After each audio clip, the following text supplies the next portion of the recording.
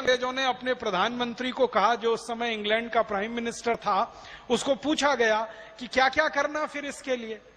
तो prime minister को एक तो ये पूछा गया कि हम तो अंग्रेज खत्म हो गए भारत में, तो उसने कहा चिंता मत करो, दोबारा हम फिर भारत में जाएंगे और भारत में हमारे कुछ मित्र और दोस्त हैं, उनकी मदद से भारत में फिर प्रवेश करेंगे। तो उनके मित्र और दोस्त कौन? हमारे लिए जो गद्दार, वो अंग्रेजों के मित्र और दोस्त। आपको मालूम है इस हिंदुस्तान में अंग्रेजों ने कई परिवारों को राय बहादुर की पदवियां दे रखी थी। ये सारे के सारे राय बहादुर देश के गद्दार साबित हुए। सर भी देते थे, सर की पदवी, राय बहादुर की पदवी, नाइटहुड की पदवी, ये पदवियां लेने वाले सारे खानदान गद्दार निकले। उन्होंने अंग्रेजों की भरपूर मदद की। सबसे बड़ा परिवार जिसने अंग्रेजों की मदद की 1857 की बगावत के बाद, पटियाला का परिवार, जो आज भी जिंदा है, और उसी परिवार का एक आदमी मुख्यमंत्री बनता रहता है पंजाब का। बहुत शर्म आती है मुझे पटियाला वालों को ये कहते हुए, हमारे कुछ मित्र बैठे हैं यहां पटियाला के। पटियाला के नवाब खानदान ने, राजा खानदान ने 1857 की क्रांति के बाद क्रांतिकारियों की मदद नहीं की, अंग्रेजों की मदद की। और उन्होंने एक पत्र भेजा जिसकी फोटोकॉपी कभी भी मैं पूरे देश को दिखाऊंगा। उस पत्र में उन्होंने लिखा कि आप चिंता मत करिए, अंग्रेजों को कहा आप चिंता मत करिए, वापस भारत में आइए, मैं आपको 20,000 सैनिक दूंगा और 20 करोड़ स्वर्ण मुद्राएं दूंगा, आप फिर भारत में आकर अपना राज्य स्थापित करिए। तो पटियाला के नवाब के कहने पर अंग्रेज आ गए। इसी तरह जींद का एक नवाब था, हरियाणा में जींद राज्य था, वहां के नवाब ने अंग्रेजों की मदद की। फिर ग्वालियर का ये जो खानदान है, सिंधिया खानदान, इसने अंग्रेजों की मदद की। ऐसे भारत में एक सालार जंग खानदान है वहां का, हैदराबाद का, जिसको निजाम कहते थे हैदराबाद का, उसने मदद। ऐसे 10-12 बड़े परिवार थे जिन्होंने करोड़ों स्वर्ण मुद्राएं अंग्रेजों को दी और अपने सैनिक भी दिए लड़ने को।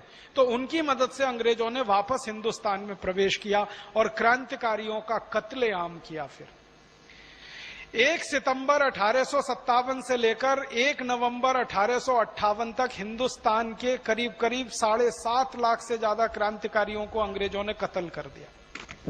और कैसे कत्ल किया?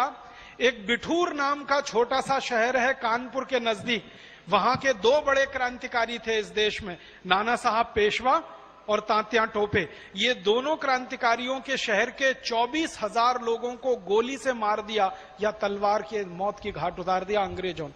3 महीने के छोटे बच्चे से लेकर 90 साल के बुजुर्ग तक सबको खत्म कर दिया अंग्रेजों ने।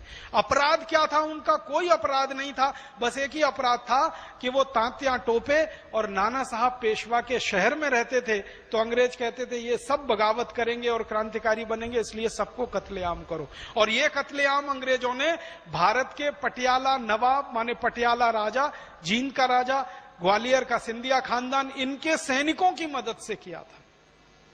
और ये सारे कत्लेआम पूरे देश में हुए। अंग्रेजों की सरकार फिर स्थापित हो गई। फिर अंग्रेजों की सरकार जब स्थापित हुई तो क्वीन विक्टोरिया ने एक ऐलान किया। 1 नवंबर 1858 को वो ऐलान भारत के बड़े बड़े अखबारों में छपा। उस जमाने में अंग्रेजी कोई अखबार निकलते थे, उनमें छपा।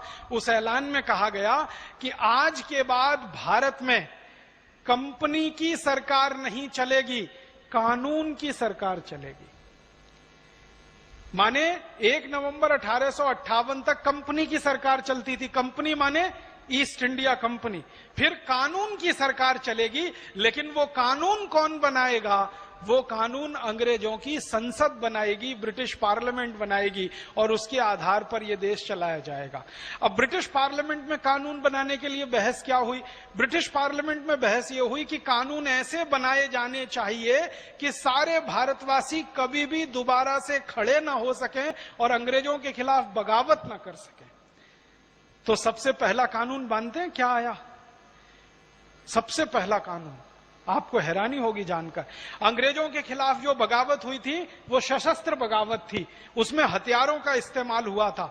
अंग्रेजों ने सबसे पहला कानून बनाया कि भारत में हथियार वही रख सकेगा जिसके पास लाइसेंस होगा। लाइसेंस जिसके पास नहीं होगा वो हथियार रखने का अधिकारी नहीं होगा। तो अंग्रेजों ने क्या किया? लाइसेंसिंग ऑफ आर्म्स एक्ट, ये पहला कानून बनाया। और इस कानून के आधार पर क्या किया गया, घर घर की तलाशियां ली गई, किसके घर में बंदूक है, किसके घर में हसिया है, छुरा है, चाकू है, क्या क्या हथियार है, वो सब अंग्रेजों ने छीन लिए, क्योंकि अंग्रेजों को डर था इन्हीं हथियारों की मदद से भारतवासी दोबारा फिर बगावत कर सकते हैं। तो सबसे पहले उन्होंने लाइसेंसिंग ऑफ आर्म्स एक्ट बना के हथियार छीनने का कानून बनाया।